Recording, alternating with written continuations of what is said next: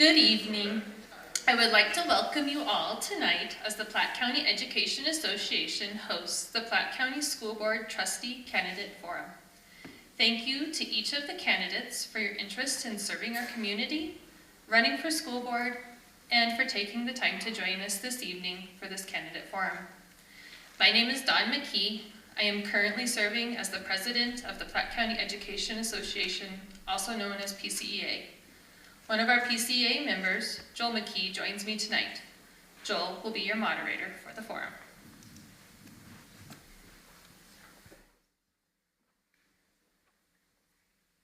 All right. Welcome to our school board candidates. Before we begin, I would like to introduce the school board candidates that are here with us this evening. M.K. Burnett, Amanda Fox, Sean Hoffman, Chase Irving, Glenda Lulay, and Travis Witt. The rules and procedures. Candidates will be given 60 seconds to answer each question. We will rotate the order of who responds. If you find out that you have run out of time or are cut off before you finish a point, jot it down, because with the last question of the night, you will be given a final 60 seconds to give any last remarks or finish making a point from earlier in the forum. Audience. If you have any question, there are note cards at the door as you come in. Write them down, and these questions will be held for the end as well. All right, so our first question tonight, and we will start with just descending order from this MK on down, and then the next time around we will start with Amanda and down, and you will have the last, and kind of so on and so forth, and I'll try and remind you of that order as we go. So the first question tonight, why are you running for school board, and what is your vision for public education in our community? Good evening. Let's see if we can get this up here. The reason I'm running for school board is I feel like there's a lot to be done. If you want a strong community, you have to have a strong school district. We've had my kids, all 5 of them were raised here, and had the benefit of probably one of the best educations they could have hoped for. And I want to make sure that for future generations we have the same thing, especially as we're looking at people moving away from the community and not into the community. We've got to make sure that the kids that are here get the education so that they can continue in our community, to be entrepreneurs, to be good employees, to come back as teachers, because we're looking at teaching shortages. So that's my main goal, is to come in, to work, to open transparency, to have better communication, to make sure we have community involvement, to build the school district that our community deserves. Time. Hello, whoa, mine's way louder. It's not fair. Anyway. I'm Amanda Fox. I have a daughter that's in 7th grade at the middle school. My son's at West in 5th grade. And obviously lots of friends in all of the schools, surrounding schools. And several years ago, we had an issue in one of my daughter's classes, and I went to the school board, and to be quite honest, I didn't understand how in the world the school board worked. I learned a lot. Time has gone on, and I just feel that I've learned a lot, and right now there's a need for education from the school board to the community and vice versa, as just in communication. How does it all work? You can go to a workshop and learn a lot more, I think, than you can at a board meeting when you are a parent or a community. So just those communication things of how that whole idea can flow better to get better results. Hi, I'm Sean Hoffman. Yeah. And I decided I've lived in Wheatland my whole life, and I've raised children here. I was educated in Wheatland schools. I'm a business owner in town. And my children went to school here. Now I have grandchildren attending school in Platte County. The reason I wanted to run is literally to be of service to help.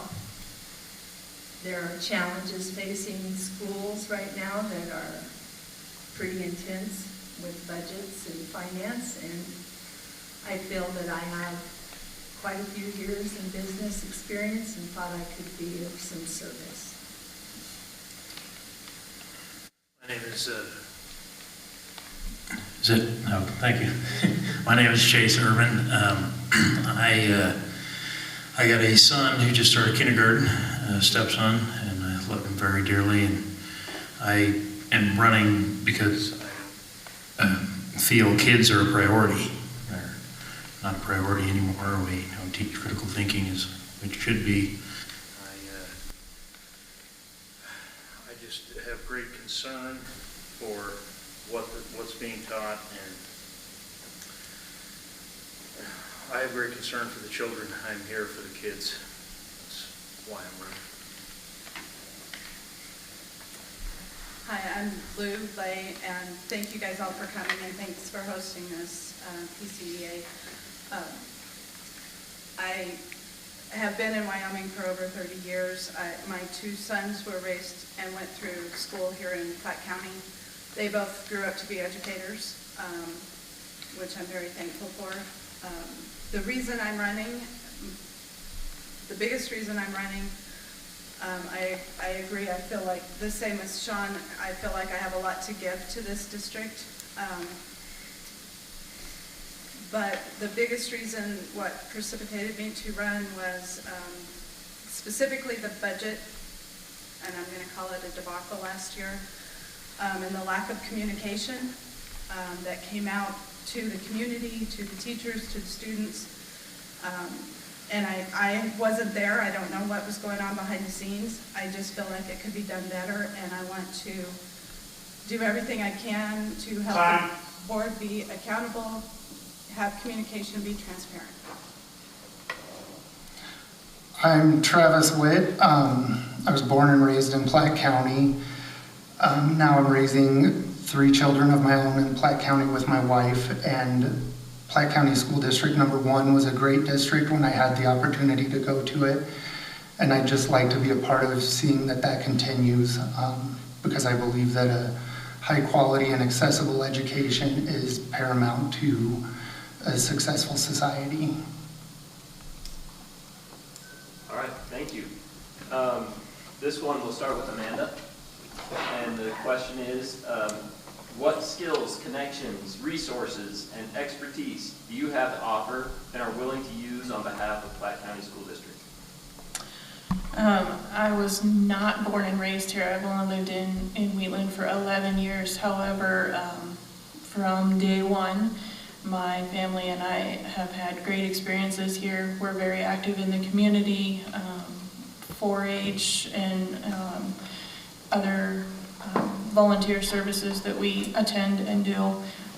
We've got to know a lot of people, so resources are wide. I believe if I don't know the answer, in finding out the answer. And more so, when you go to seek that answer, you go to the core of it, not to Facebook or Google. You go straight to the heart of it and dive in until you find the true answer, not the social answer. And then you take that information back to whoever asked and follow through with things.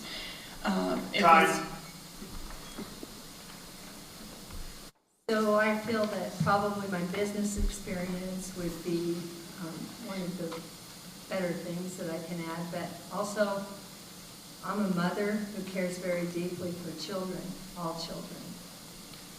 And I feel that that alone adds to the dynamic of what do our children need, how are they functioning in the school, is the school a safe place, do all children feel that they're celebrated. I have a lot of experience with employees and all of the management skills, and I feel that I can use that for the benefit of the district. I feel like I am a good listener. I feel like the community that I grew up in is important to me. And I feel like I have the skill to be able to reach into that community and say, hey, I think that we need to go to that school board meeting and be a support and help. And Time. Can you repeat the question? Yes. What skills, connections, resources, and expertise do you have to offer and are willing to use on behalf of the Platte County School District Number 1? Thank you. I'm a business owner, a father, a husband.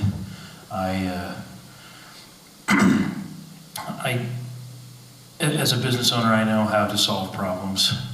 I deal with them every day. Also, I will listen to anybody's concern, questions, anything to that nature. You want to talk to me, find me, talk to me about anything, I will listen to you and I will try my best to understand your side of the argument. I will do to the best of my ability Work together for the betterment of our kids, but I will also stand for truth and what is right. I will not compromise truth and safety and what should and shouldn't happen. I believe I can listen to people and communicate. I've worked with several boards in Platte County, including the High School Rodeo Club, the PCEA, lots of work at my church, the Memorial Baptist. Know a little bit about how boards work, but again, the school board's a whole different animal. The more you dig into it, there's a lot here, and it's going to take a long time to unpack that. But I think that working on communication skills and listening and bringing the community in. I don't know the exact answer of how to communicate better, but that's my goal. And I want to bring up my working with people, and I've worked in the public for 35 years in insurance, so pretty good at conflict resolution.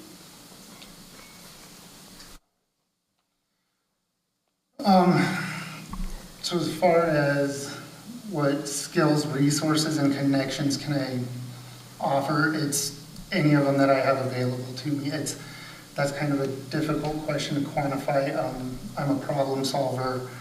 I like to listen to hear rather than listen to reply. I'm open to hearing new ideas, looking at things from others' points of view, and I think that's a tremendous skill in this position.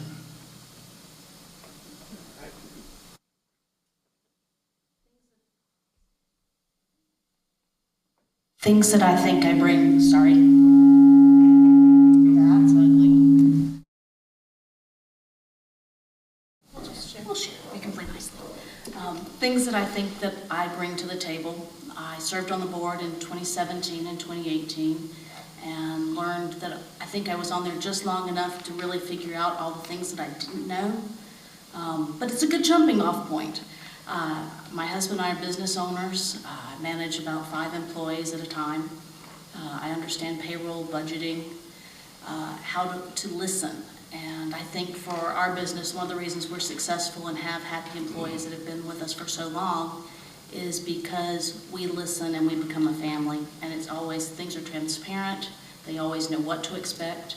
And I think that's how it should be for this district. People should know that when somebody says something, that they're acting in their best interest and that what they say is true. The other thing I think I bring to the table is the fact that I'm a mom. And some of the best lessons I've learned. All right. Question 3, and we'll start with Ms. Hoffman. What do you see as the current challenges facing public education in our state? I believe that every district right now is struggling because we are an energy state and the money is divvied out, of course, through, tax revenue, but we also rely heavily on the mineral royalties. I believe that there's a severe teacher shortage, and I think that that is a challenge that we need to look at. and be forward thinking in that. I don't know who mentioned it, but, you know, we have a tremendous amount of educators that have gone to school right here, that have returned. We have business owners that have gone to school right here, been educated here, and returned. So my goal is that to seek the kind of answers, and even looking into other states to figure out how to meet those budgetary challenges. And I think that is one of the bigger things in Wyoming. We're pretty fortunate that we don't have to worry about as many of the social issues that we see going around in the nation. Chase. One more time, thanks. Okay, that's fine. What do you see as the current challenges facing public education in our state?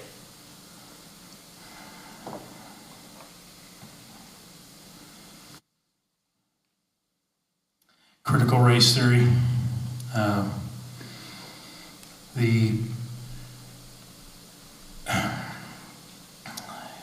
critical race theory, teacher shortage, the budget, all of those need to be addressed. We have Glendale and Chugwater contemplating closing completely down, and to completely cut off rural kids from an education is wrong.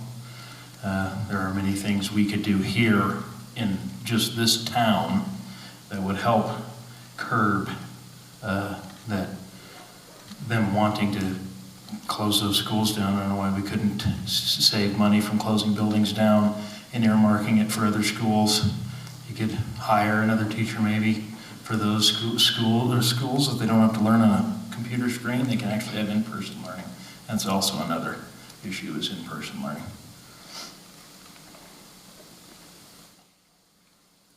I think obviously the budget is huge, and in the state of Wyoming, we've got to work on our legislatures and have them get their ducks in a row. You know, with the litigation going on right now, there's too much unknown until the state gets its act together. Teacher shortage, obviously, you know, I know we have openings here. We're asking for teachers. We're not getting anybody to apply. And, you know, that's probably for several reasons, but across the nation, there's a teacher shortage. How do we deal with it locally? It's going to be a lot of hard conversations, I think, but my goal would be to get a grassroots campaign going for our local citizens to really hammer our legislatures to get their ducks in a row. Travis? Mr. Wolf, sorry. Well, it sounds like the common theme among all the candidates is our budget and funding and the teacher shortage. And I would tend to agree with that. And I think a big step in getting a handle on the budget is working with the state on how we're funded and where our funding's coming from. And as a district, as a community, we're just going to have to work together and advocate at the state level to see what we can do to change some minds and get some funding in here. Thank you. And Kate? Ms. Burnett? Thank you. Obviously, budget this year was really an eye-opener. The budget was slashed more than anyone ever could have anticipated. But money can get figured out. It just needs to be thinking outside the box. And I believe that I'm very capable, and that's something that I really do well. But my bigger concern is teaching. There was a March 22 study this year by the Wyoming Education Association that said that the people surveyed had 700 teachers respond.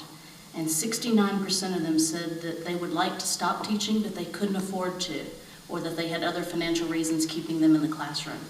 That's not why we want teachers in the classroom, because teachers don't go to the classroom in the first place because of money. So I think we really have to look at how to make it a better environment, how we pay our teachers appropriately. I believe Platte County is actually third from the bottom in the state for our average pay for our teachers, and the very bottom for 3A. I just don't think that's where we need to be, and that's not how we're going to get better teachers, not better teachers, but quality teachers into our district as we as teachers retire. Thank you. Ms. Fox? Well, there's not a whole lot left after all of those. I agree with the budget. I agree with all the students should have the same right to have a teacher in front of them, and I understand that there's teacher shortages, and that's everywhere. It's not just in Wyoming, it's not just in Platte County.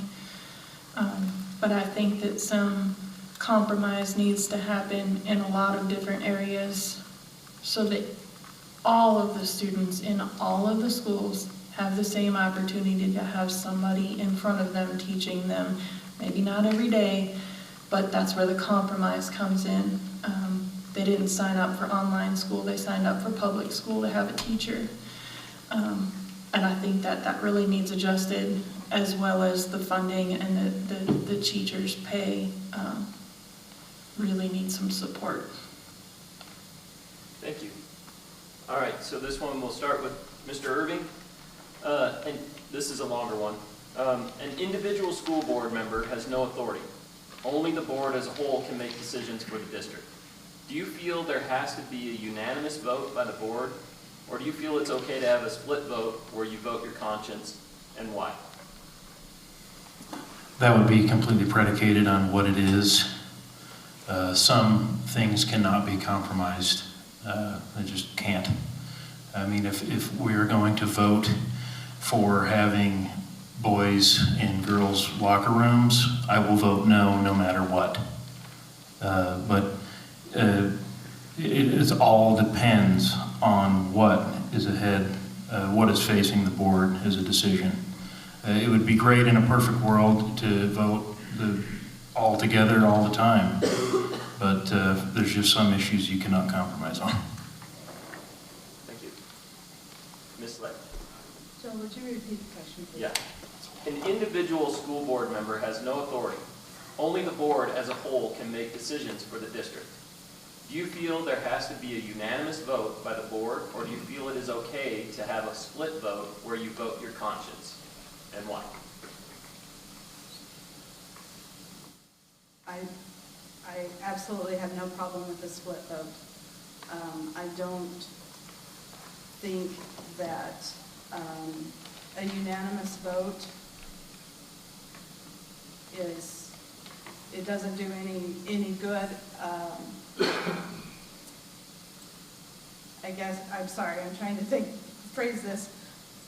The last few meetings I've been to, everything has been a unanimous vote, and I'm looking at them as an outsider going, was there any discussion? And I know most of this is done in the workshops, but it just seems like what I've seen in the board meetings is it's kind of cookie cutter that everybody just approves everything. I don't have a problem saying, I know you guys, the majority approves, but I'm going to say no, and this is why. So I have no problem with a split vote. I think if it's your conscience, you should vote your conscience.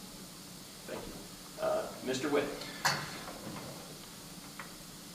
I think, Lou, you're absolutely correct. In a lot of situations, you're going to end up with a unanimous vote because as you have those conversations, the choice becomes clear what needs to be done.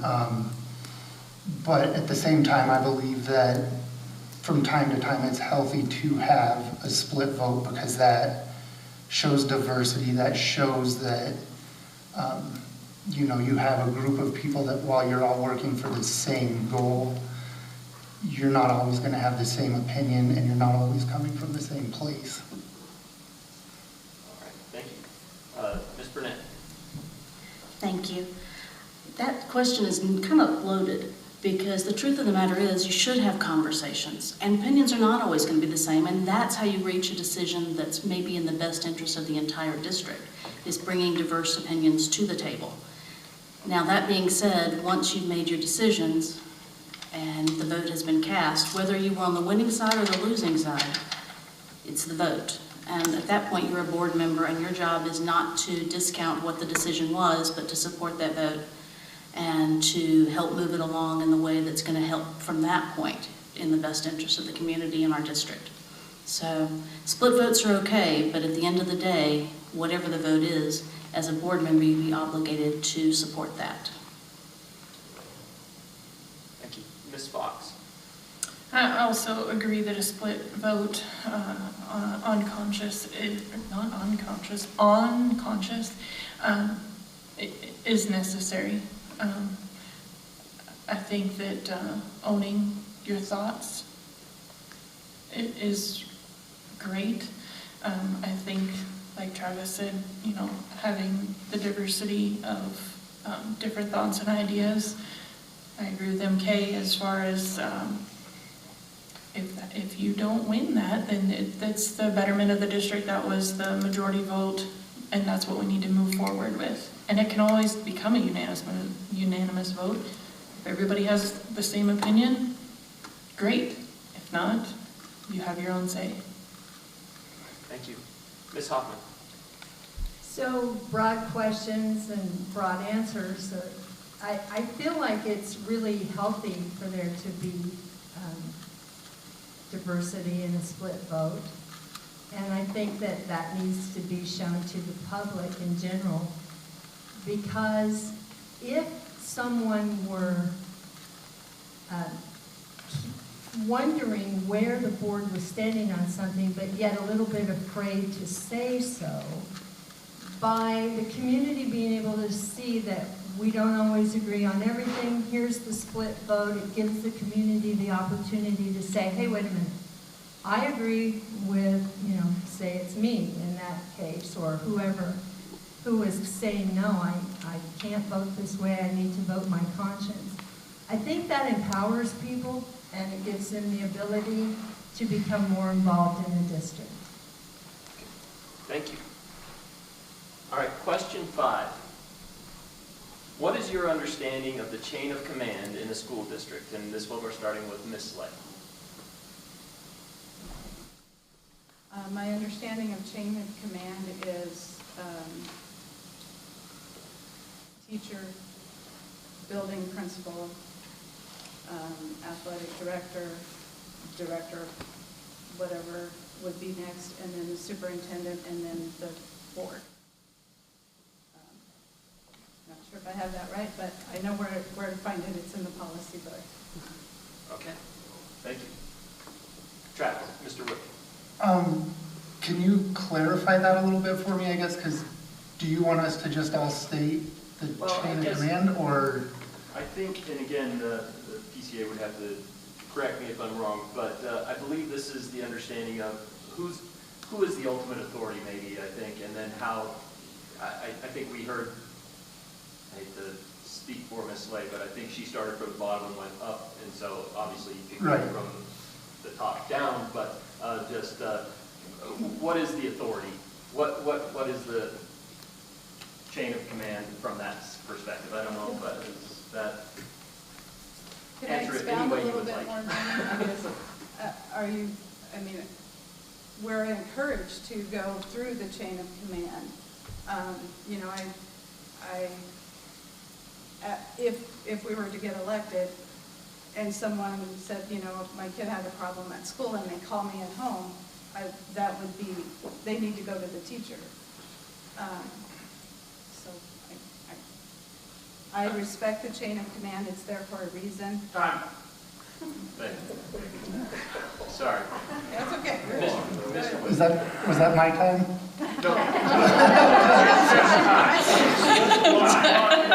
Just take whatever time you need. Just talk. Okay.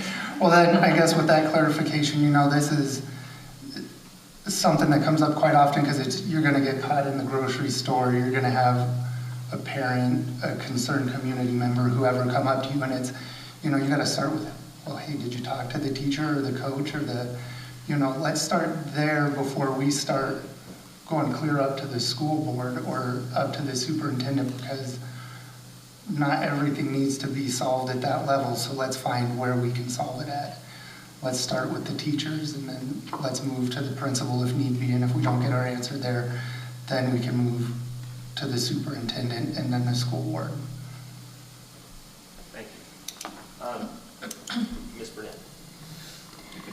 For the chain of command, I think we've already kind of covered on how it works. The school board monitors and hires and works directly with the superintendent. The superintendent then monitors and works directly with the principals, and the principals down with our teachers, and so forth. I think we've covered the fact that if a student has a grievance or a parent has a grievance, obviously, it's fair to work through that chain of command. The one area of the chain of command that I struggle with is that in instances where teachers have issues or staff members have issues, the person they report to oftentimes is the person that they may have the grievance with. And so I know that they can work around that, but I would like to see that clarified a bit better in policy and make sure that we're making sure that people are comfortable and have the opportunity to speak out without fear of retribution. So I hope that's kind of where you were going with it, but thank you. So I am a believer in the chain of command for a couple different reasons. I believe that, again, it is the school board. Their employee is the superintendent. I think that those are two different entities. I also think that the superintendent then follows through to the admin, to the teachers, to the kids, and whatnot. However, somebody said it very well to me lately that I really liked and said that the chain of command is only as strong as its weakest link, which is what MK is speaking of. You have those weak links and there needs to be a process on how to maneuver around those weak links. However, chain of command, there's a lot of documentation there, and sometimes that documentation, by following that chain, you can find the weakest link. Thank you. Ms. Hoffman. So I'm in agreement with MK. We've covered this. We also answered that question in the interview piece that was published on the site. I'm also concerned about what MK mentioned with internally, with employees having a place for them to go. And it isn't entirely clear so far of what I've read in the policies. But I am assuming that perhaps that's where the union steps in, perhaps a little to assist a teacher or another employee if they had some sort of an issue.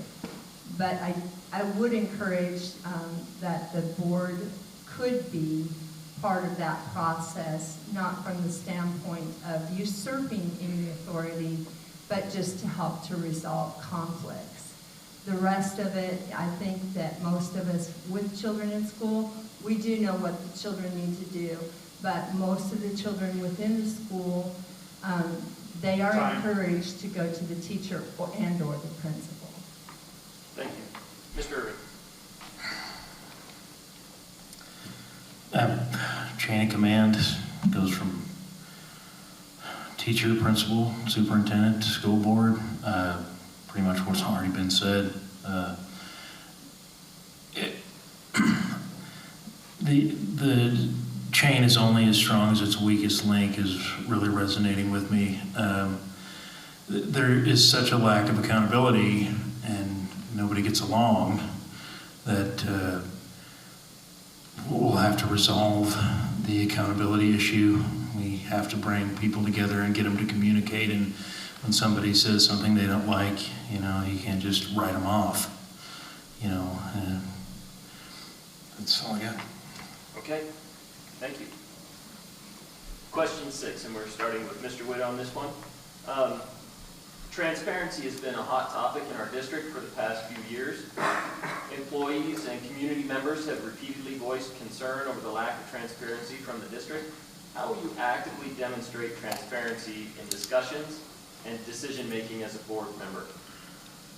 That was a wordy question, so if you need me to repeat, I can do that. I think I've got it. Yeah, transparency has been a hot topic the last few years, and with the school board, you have to walk a fine line between maintaining, staying within the law and also making all of the information you can available to the public. And I think a big problem is knowing what people are wanting to see and how they want to see it. And sometimes the information's there, it's not easily accessible. And that's if the board doesn't know that it's not easily accessible, they can't change that, they can't adapt. So it's something where we're gonna have to work with the community, get the feedback, and make changes to the way we do things to make sure that everyone is getting the information they feel they need. Okay, thank you. Ms. Burnett? Well, for anyone who knows me, transparent would probably be a good description. If you know me at all, you know if you ask my opinion, you'll get it. And I think conducting myself that way in life is just much easier. And it's absolutely imperative for a board to do that because it's about trust. It is a relationship. A board and the people that it governs and makes policy for have to have faith in one another. And that's the part that's missing in my opinion right now. It feels like there's a lot of distrust, making sure that all information that can be put out is, and that it's done in a reasonable time frame. The other part of that would be, I know that a lot of people have mentioned that they feel like a lot of things happen behind closed doors, which is never acceptable.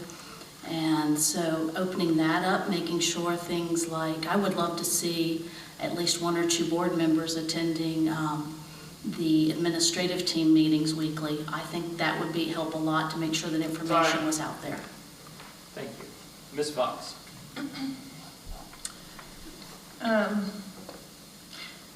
Again, I'm gonna repeat what MK said. Anybody that knows me knows that I'm opinionated too, and I don't have a problem giving it. But I'm open to being proven wrong. And I don't have a problem with that either. It'll be a discussion, but I'm open to it. With that being said, the transparency thing gets a little shaky with me because I agree with what Travis said. You walk a fine line of your confidentiality and getting that information across. But at the same time, I think that's my job, or the school board's job.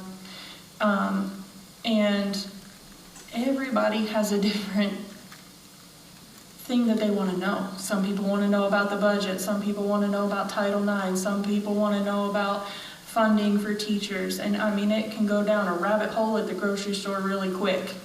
And I think that you have to be prepared for all of that.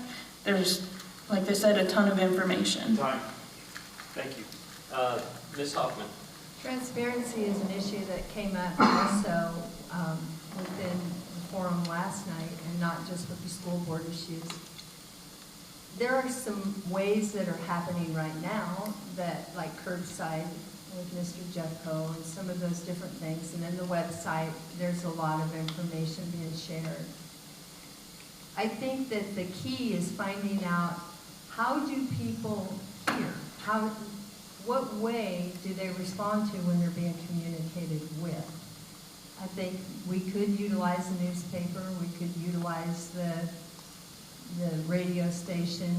Facebook is another thing that a lot of people use. And unfortunately, or fortunately, in a small town, it really is word of mouth. I maintain that most of what goes on probably isn't really needing to be done, cloak and dagger style. It doesn't have to all be secretive. There are simply some things that are just not going to be for public consumption. And we have to learn the skills to maneuver that. Thank you. Mr. We are taxpayer funded, so you guys have every right to know what happens behind closed doors. It shouldn't be any secret meetings. There shouldn't be that at all. If that is the law is wrong. Because it's your money we are responsible for. You should know everything that goes on behind closed doors. Now, when it comes to the student, it's a different story. Those are children. Children need to be protected. There shouldn't be any names going about children. But when it comes to your money and the policies that's happening disregarding children, of course, you need to know everything about it. That's why I said, you want to know anything? Come talk to me. You can ask me a question. I will listen to you. I will answer you to the best of my ability, whenever. Thank you. Ms. Slade? I feel transparency, it goes hand in hand with communication. And again, I think we can do a lot better job with communication.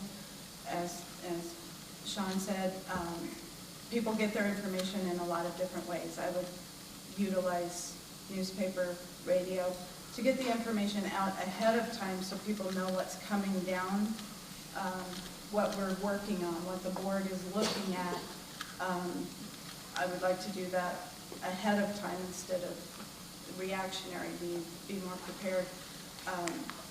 And again, with the legal constraints, obviously any new board members would have to learn what can and can't be put out. But anything that can be put out, I would try to get it out in any format we can, shout it from the rooftops if we have to. We need to know what's going on. Thank you. All right, question 7. We'll start with Ms. Burnett. If elected, would you see yourself primarily as a representative of the community or as a representative of the school system?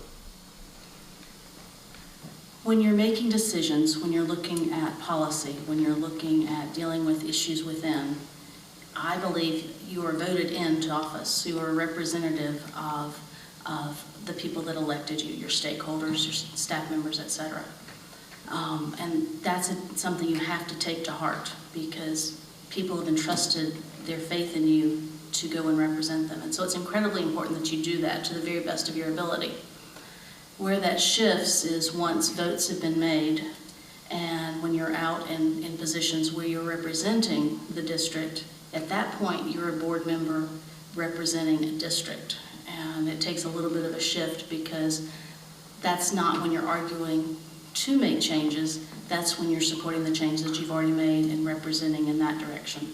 So I think you have to wear 2 hats, be aware of them both, and find a way to navigate within them and still keep your conscience in good shape. Thank you. Ms. Fox. I also agree. I think you're elected to represent the community. However, you're also looking over the district, so I think it's a full question. So I think yes, you're answering to the community. However, trying to make the best decisions for the district and the community at the same time. So I'm a little perplexed in the question. So I feel that, like these 2 ladies have said, we are representative of the community. That's very important, and it is a key piece to be able to present ourselves in a way that we're open to receiving information from the community. But we're also representing the district, and we are also representing the best interest of the students. And sometimes in the process of walking that journey, you do need to be cognizant of all of those needs at the same time. I maintain that if you'll stay true to your own character and what your goals are, you really won't slip up. As long as you're being honest and caring, compassionate, and true to what that goal and objective is. We serve the community, but all of us do, whether it's a teacher, whether a coach or a school board member. We are serving the community. Thank you. Mr. Irving. I am beholden to the voter. My answer is definitely community. Any school board member is beholden to the voter. If you don't like the said member, don't vote for him. I would also like to add to that question, as you also represent the students too. Students, in my opinion, have to be the board's #1 priority. Should be the #1 concern. And I know there's a laundry list of other stuff the board needs to do, but the students have to be at the top of the list. Thank you. Okay, thank you. Ms. Lay. I'm going to say I agree with what they said. I think the voters, vote us in. We're responsible for following through on what we say we're going to do if we were elected. I find it ironic that in the state of Wyoming, you cannot recall a school board if the community feels like the school board member is not doing what's right. I don't agree with that. I wish there was a way around that, but it is what it is now. So I would be beholden to the people that voted me in. Again, supporting the district if I got elected. And as Sean Chase said, the kids are the reason that we're all here. So that's the ultimate goal. Thank you. Mr. Witt. There's not a whole lot left to say on that one. That's a lot of really good answers.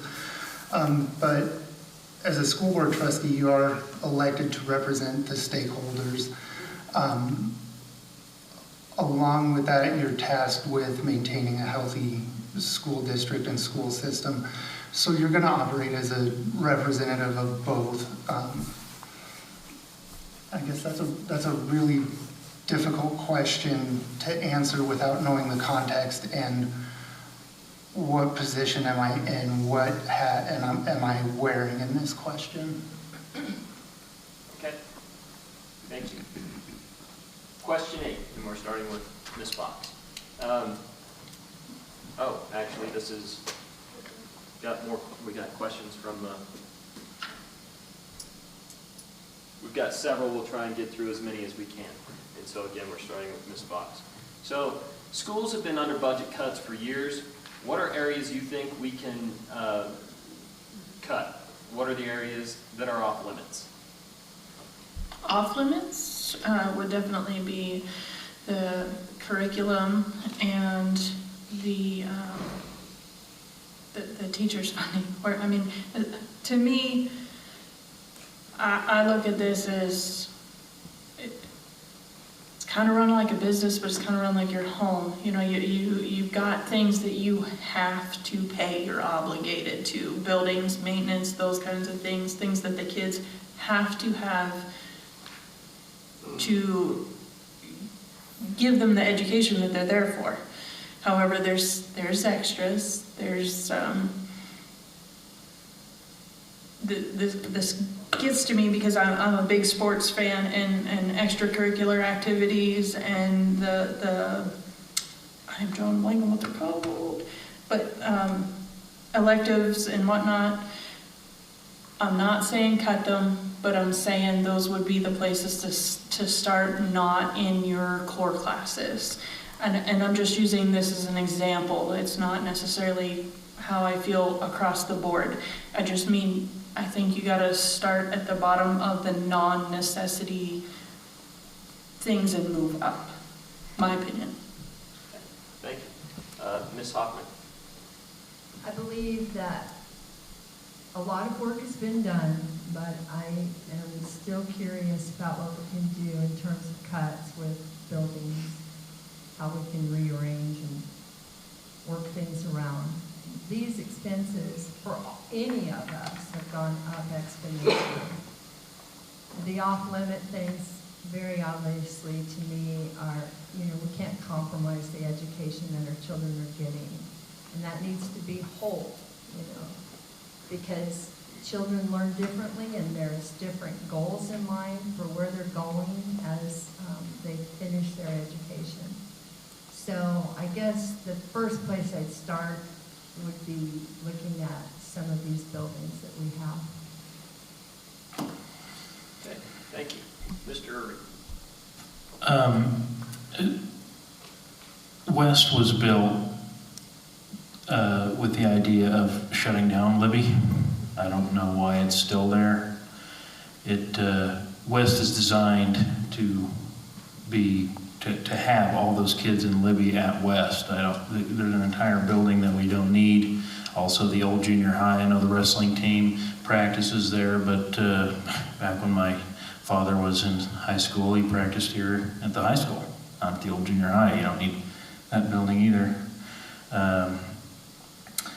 The buses in my opinion, need to have a complete financial revamp. It surprised me watching one kid ride a 30-passenger bus, which I did when I was in school, and they completely cut out a rural route on Highway 34 for a couple of kids. I'm trying to cut back on expenses, but if you could just... Time. Yeah. Okay, thank you. Ms. Lane. Would you read the question again, please? Yeah. Schools have been under budget cuts for years. What are areas you think we can cut? What are areas that are off limits? Again, starting with looking at the school budget and not knowing the school budget. I've never looked at one before. It's very intimidating. It's huge. It's difficult. But there are a lot of things. What I would like to do is starting in maybe even in January. Let's be proactive on this and start looking line by line. What can we do? What needs cut? Where are we equitable? Where are we not? I have no problem taking a sharp knife to the budget. The things that I would not want to cut are the things that directly affect the classroom experience for the teacher and the student, as long as it's the student facing. We've got to keep that at the forefront. There was a lot of good ideas brought up last year with the Chugwater and Glendo thing that I'd like to look into. Mr. Witt. Yeah, we have been under budget cuts for years, and unfortunately that means there's not a whole lot of printer toner and paper clips that we can cut at this point.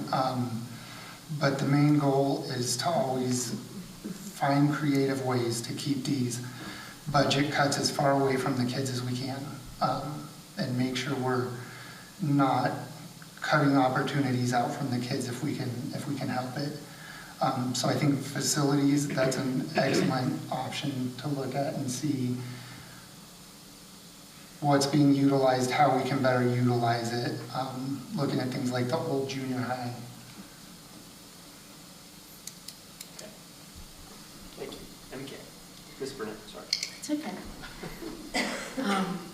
As far as the budget, the first thing that has to be said, has already been covered pretty thoroughly, is any cuts we make, the objective has to be to keep them as far away from our kids as we can. Kids should know that we're really struggling under a budget cut. They need to know that they have safety, that they have the educational opportunities that are going to make them and help them grow into the adults that we hope they'll be and to their fullest potential. Obviously, core classes have to be maintained. I think there's lots of creative ways to look at this. And I think the problem is we spend so much time doing what we've been doing. And part of that is waiting until far later in the year than I would like to see. As a business owner, I have a 1 year, a 3 year, a 5 year, and a very fluid 10-year plan for our business. Because if you're starting to look at that and you really start to drill down on the items that are important, I think it helps you get a better perspective of what things are working, what things aren't working. So I'd like to see us focus more on that, and I absolutely would like for board members. Thank you. Okay, so we are starting question 9, again from the audience. We'll start with Ms. Hoffman. What role do the arts play in educating the whole person? Well, that's interesting.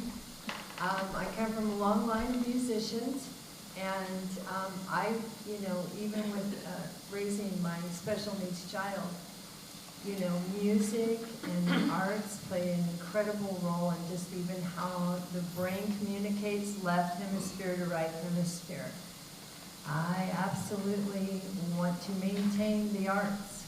I love sports, I love those things, but I believe that the arts are very important. My daughter went to college on a music scholarship. My brother went to college on a music scholarship. And I think that it's really important to maintain that. Thank you. Next question, one more time.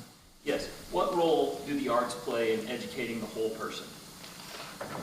I mean, who doesn't like music? Even like with art and painting, I'm pretty sure is found to improve motor skills. The musical notes that you have to count helps you with math. It's great to have kids have an extracurricular and outlet, to basically be creative. learn something new. There's nothing wrong with art and music and all the other extracurricular activities, and I would go so far as to say it's, welding, plumbing skills, electrical work, stuff like that. It's all wonderful. I love extracurricular activities, period. Thank you. Ms. Slade. I'm agreeing with everything so far. I think arts, any of them are very important to the whole child. And I know a lot of their core classes incorporate that.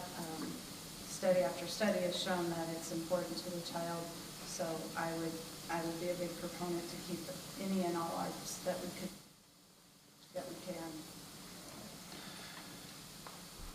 I would agree. Arts are huge in educating a whole person.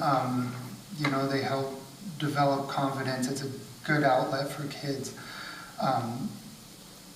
And not every kid is going to be into every activity. So we've got to make sure we're providing for something for all of our students that's beyond just the classroom. Thank you. Ms. Burnett. For a person to be whole, they have to have those opportunities. I believe that the core classes absolutely are what take us to our basics in life. That's how you become the full-rounded person, is by having art, by having music, by having those different experiences. I have a daughter who, bless her heart, she went to college as an artist. Where would she be if she had not had those opportunities here?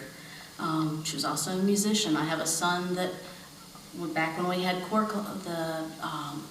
the block scheduling, I made sure his schedule had one thing that he had to take and one thing he enjoyed, and it was mostly music and cooking classes. That's where he ended up going as far as his profession. I believe we have to find a way to make sure we really educate our children, and that includes everything. And because not every kid is an athlete. I love athletics, and some of my kids did great for that. But I think we have to make sure that we're including everyone and finding what can draw them in and help them to be their best person.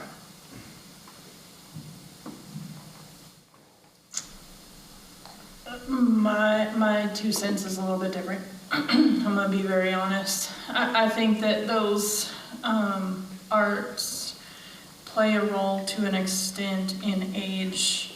I think they're important, like Travis said, as an outlet for kids and whatnot. However, I think once you get so old,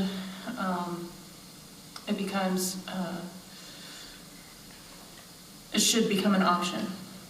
For example, my house, I'm a sports person.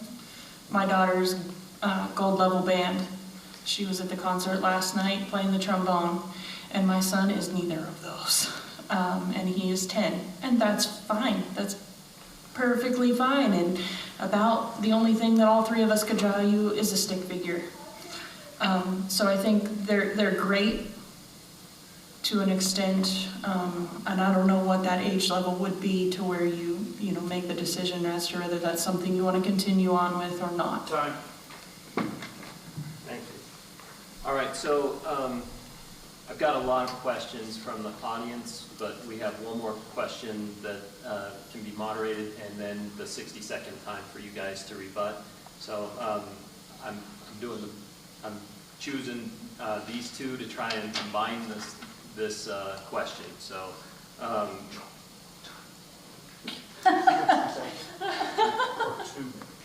Well, if we have more time, I guess they can increase if they would like. So 60. Or I could keep one of the other questions that we have. So it's up to, well, I guess it's up to me. I'm gonna leave this one. We can try and make it a little longer, so that since I am combining 2, and I'll do the best of my ability to be true to the question being asked. Okay, so would you support school security drills for rural students for speedy and well-planned interventions for emergencies, which include local law enforcement, emergency first responders, and school educators, community supporters, local fire department, etc.? Concern for Chugwater and I assume Glendo response times. And then this is the second part.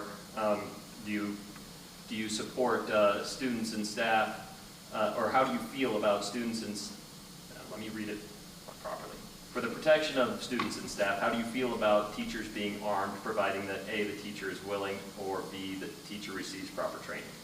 So the first part is, should there be drills for those outside things or not?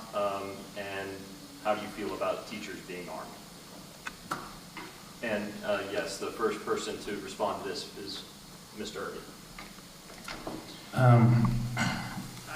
I do support The drills. that need to take place in case something happens. It's always good to be prepared, telling kids where to go, showing them what to do, that kind of stuff. And as far as teachers being armed who are willing, I am all for it. There are several teachers I had growing up that I had no doubt in my mind that would have protected us in this classroom, in their classroom. Teachers sacrifice their time, and I know a lot of them have families, but they sacrifice a lot of their own family time to help their students that they care so much about, so I don't have any problem with a teacher being armed to protect their students that they care about. In my mind, it just makes sense, if they're willing to do it for them. Ms. Lake. I don't know what our current security protocols are yet. I just haven't looked. I'm sure they're there. I would like, that's something that I will be looking into. As far as drills, yes, I think drills are very important, as long as they're not overdone to where the kids are just, not worried about them. I think the most important thing would be the security for the schools. To start with, I would like to work with the law enforcement people, and based on what we already have in place, are our schools safe? Make sure that is bottom line, are our schools safe? What is the plan? Work with the law enforcement. I too would support the conversation about arming teachers. There's a lot to that. I wouldn't just blanket statement that I would do that. It would be a conversation that I would be willing to have. There would be a lot of training. There would be, of course, anonymity. There's just a lot going on. I would look at it, but I'm not going to say yes yet. As far as supporting drills, I would be all for that. I think it'd be important to know what those response times are, and to get on board with that. As far as supporting teachers being armed in the classrooms, there's a whole lot of legalities and regulations, things like that, that I'm not sure that I don't feel I can answer that without, we haven't even started that conversation. And my big thought is, if our teachers were wanting to be armed, they would have gone into law enforcement. I don't feel that's why they got into teaching. If we need security for our schools, that's a conversation we need to have with local law enforcement and with the sheriff's office and get them involved and see how we can partner with them better. I just don't know. I'm not saying I'm opposed to it, but we're asking the question when we don't even know if there's teachers that want to be armed. But my thought is probably not. Okay, thank you. Ms. Burnett? Do I get longer than a minute? I believe 90 seconds. Perfect. Okay, so as far as drills, I think that is an incredible idea. I think just for parents to know that we're making those efforts, that we're looking at those. Also, in one of the recent school shootings, one of the issues that came up was the lack of access. Nobody seemed to know where keys were and ways to get in. That would be, this is the time to address that, to make sure that people who would be responding would know how to access where they need to go. As far as arming teachers, I'm not opposed. I think it absolutely is a discussion to have, to make sure we have teachers that would be willing. I know it was a conversation I had with my sister who was an educator, and she was actually a national junior and women's handgun champion, and she said, I couldn't do it. I could not shoot one of my students. She said, even if I thought I was doing the right thing, she says, I just don't know that I would be the person to trust. And she said, and that would make me more of a liability. So that resonates with me. But assuming we had teachers who were willing, who were well-trained, that we could provide for their liability protections, and also making sure that we had firearms that were secured, because having firearms in a school obviously has to be in a very well-protected situation. One of the things I'd really like to make sure is that we are being preemptive and looking at mental health, because let's stop the problem before it happens. Let's make sure we're taking care of our kids, we're taking care of our staff, and handling the things that need to be handled. I know that... Time. Dang it.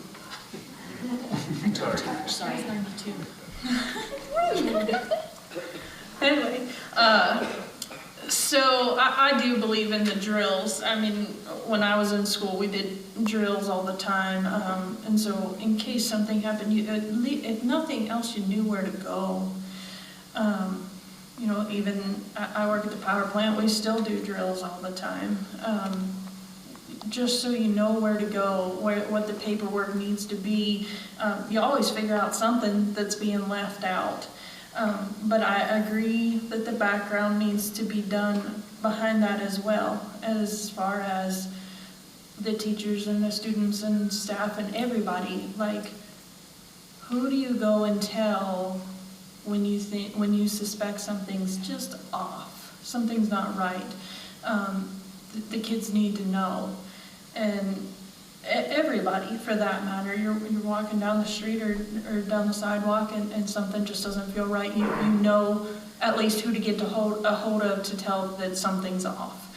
And then sure, include everyone, get everyone involved so that everyone knows where they're going, what's going on. You see on the news all these parents are distraught, and the kids are distraught, rightfully so.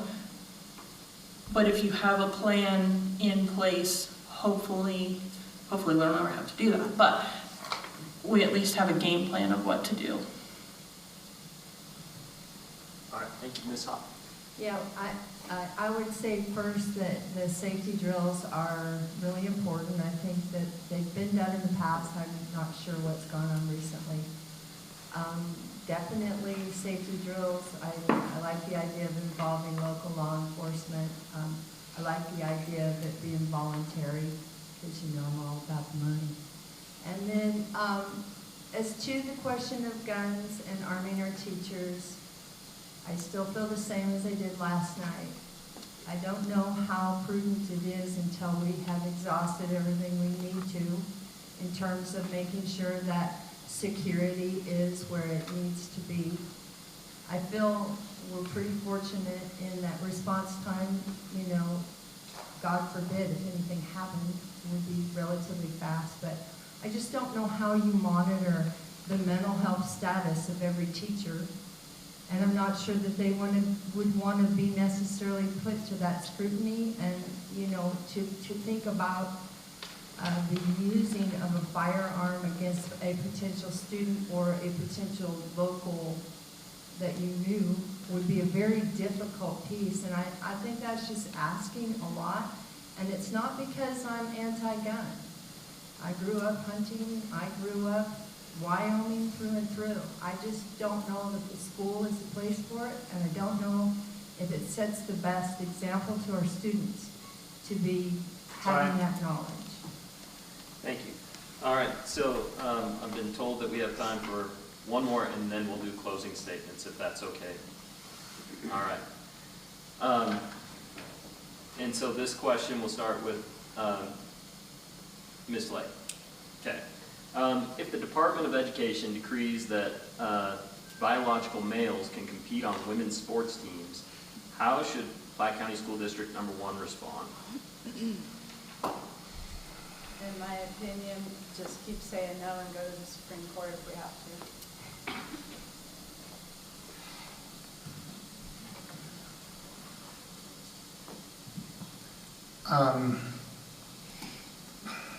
I'm going to have to agree with Ms. Lee there. It's going to be,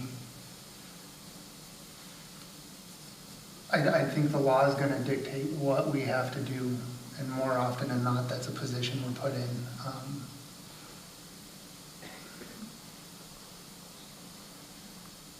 There's not a lot to say on that one. Okay, thank you.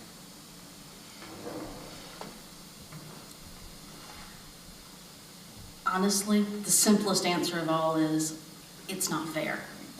And we spend so much time saying that we want things to be fair for our kids. And I don't know how you look at a female athlete and say, you're competing with someone who is biologically bigger, stronger, taller. And yes, I'm short, so I'm never going to compete with Amanda at anything.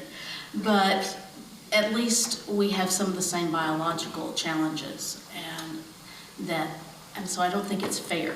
And I really think we have to protect women and the integrity of women's sports by allowing only females, biological females, to compete. I would agree with Lou. Absolutely not. I mean, I work in a man's world every day, but I'm not gonna use the same locker room they do. And I'm not gonna have the same for my daughter, or my son, vice versa, either way. Absolutely not. I think that we would have to take that back and take it back into the court system. I've raised children that were differently abled, and, you know, sometimes it's an issue of sensitivity training, perhaps, within the district. I would like to see us being careful and cautious, but no, I think we would be going backward, because women fought for a long time to have the equal opportunity at sports, and I'm not in favor of going backward on that. I don't know, you know, if it became such an issue that we had enough to make, you know, transgender concessions for them to have their own team or whatever, you know, I'd be willing to entertain something like that, because I don't know that I want to be insensitive to someone who is different than the rest of our students. But I do not want to subject my granddaughter to that environment either. I don't think that's right, and in my own mind, it's not even moral.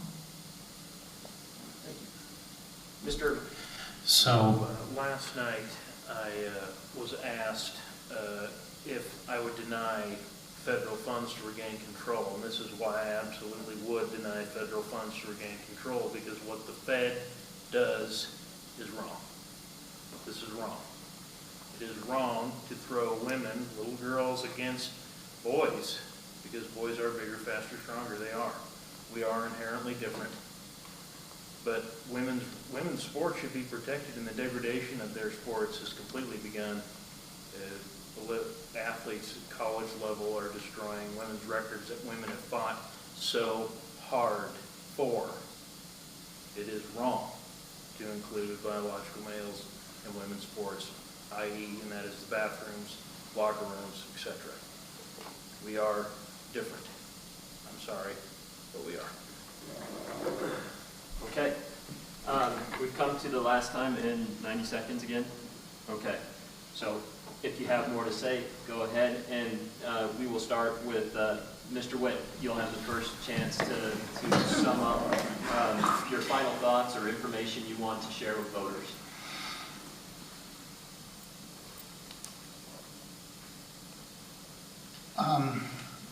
Gosh, you guys have a tough decision. I think you've got a bunch of people up here that are really looking to step up and help out. I don't have a platform I'm running on.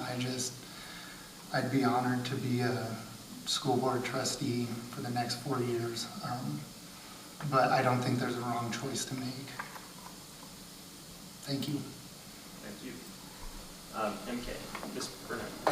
It's okay, I promise. That was my mother-in-law. I think I actually want to address the elephant in the room. I had one of my friends who's a teacher in the district asked me tonight about something, and it had come up with someone else, and said, I'm just going to address the elephant in the room, and then we can start eating away at it with a fork. My husband and I have a property in Florida that we rent out as a vacation property, and over the last couple of years, we've spent a lot of time there, because during COVID, Our business was shut down for a while, and then we, when it opened up, we really weren't necessary, which is an absolute credit to our employees. So we said, okay, we'll just hang out, and there we got to be a little more free in what we were doing, and enjoyed the sunshine, which I'm all about sunshine. So what I thought was funny was because I had friends that said, okay, well, how's that going to work if you were elected to the school board? And the truth of the matter is, I won't have that flexibility anymore, and that was one of the decisions when Steve and I talked that we agreed on, was that he might go a little more often still, but I would hang out, and I'm good with that because I really believe in our community and making the best of it. And the other part you probably should know is that my biggest projects that I worked on in my house were done during 2017 and 2018, which was when I was on the board before, and no one ever noticed that I was there those times, so I can assure you that would be the same situation. Beyond that, I just hope that I can serve you because I believe I think outside the box, and there I bring a lot to the table. Time. And it matters. Thank you. Okay, two things I want to refer back to real quick are, I didn't really answer the second part of the question about arming teachers. Again, I think it comes down to how comfortable somebody would be, and then to be in such a tough position. I think it would be a good idea, like Travis said, to have a long conversation with law enforcement, maybe resource officers that are trained specifically in that area may be an option. I would be open to the conversation, but very hesitant when it comes to the teachers themselves. My kids are both in shooting sports. I don't have anything against the Second Amendment or anything. Otherwise, for myself and towards the election, I'm a single mom. I work shift work, which means that I work 12-hour shifts. Sometimes I'm sleeping during the day, and sometimes I'm sleeping at night. You never know. But that's what makes my schedule cool. I attend almost all of my kids' events. I miss very few because of shift work. Our schedule is crazy busy, but that's the way we like it. And I feel the need to give back to all the people that have helped and provided for my kids to have all the opportunities that they do. Thank you. Ms. Hoffman. So I would just like to point out that I think that we live in a fantastic community. I think we have fantastic teachers, and I think generally speaking, we all really want to come together to do the right thing for our students. I think that needs to be celebrated. And anytime that there's an election of any kind, the assumption is always, well, what is her agenda? Or I wonder why she's doing this. There's no agenda for me. I want to see safe and good schools like the one I went to. I want my grandchildren to feel celebrated and accepted in my hometown. I think sometimes we're losing sight of who we are as a community, and I feel like I'm a pretty good person to remind everybody that we're pretty all right, and we can work together. We can achieve a lot when we work together. We don't always have to agree, and I'd love to serve on the board, and I hope you would consider me. But either way, I'm still going to be fighting for our community and believing that we are all right. Thank you. I'm born and raised here. I am actually the 6th generation to be educated in this district, and my family, the urban family. Mr. Collins was my 7th grade science teacher. I love that guy. I mean, I love this community, and I was so fortunate to be born where I was, to be raised where I am. Honestly, there's no greater place to live on earth than right here in the windiest city on the planet. I want to do the same thing that, like Mr. Collins or Larry Balzan did for me. I want to give back. I want to be of service. I love this place. I love the children, and I want them to grow up in the greatest place on earth to grow up in like I did. That's what I want. Thank you. Thank you. Ms. Slett. I agree, Wheatland is all right. It's a pretty good place. Wasn't born and raised here, but I adopted it, and I hope it's adopted me.